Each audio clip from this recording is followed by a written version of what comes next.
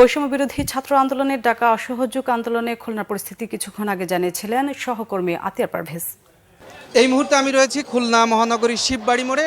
আমার পেছনে দেখতে পাচ্ছেন বৈষম্য বিরোধী ছাত্র আন্দোলনের কর্মীরা, তারা কিন্তু এই মুহূর্তে রাজপথে নেমেছে, এই সমবেত হয়েছে এই শিববাড়ি মোড়ে। তাদের সাথে খুলনা মহানগরীর যে সাধারণ মানুষ, তারাও কিন্তু এই মুহূর্তে রাস্তায় নেমে এসেছে। শিববাড়ি মোড় খুলনা মহানগরীর একটি হাব।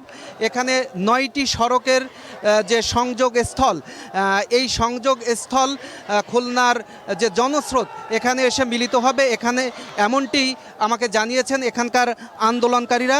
আমি কিছুক্ষণ আগে শহরের কয়েকটি গুরুত্বপূর্ণ এলাকা ঘুরে এসেছি, কোথাও পুলিশ এবং বিজিবির যে টহল সেটি কিন্তু আমরা দেখিনি।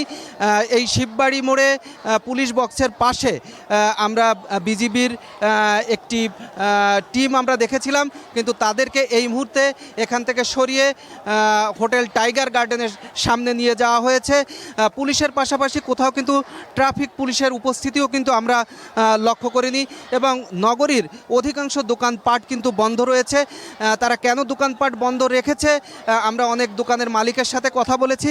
তারা জানিয়েছেন এই যে আন্দোলন বৈষম্য বিরোধী ছাত্রদের, সেই আন্দোলনের প্রতি তারা সমর্থন জানিয়ে মূলত তারা দোকানপাট খোলেনি। পাশাপাশি নগরীর অনেক অফিস আদালত আমরা ঘুরে এসেছি, কিন্তু কোথাও আমরা মানুষের যে উপস্থিতি তেমন কিন্তু আমরা লক্ষ্য করিনি।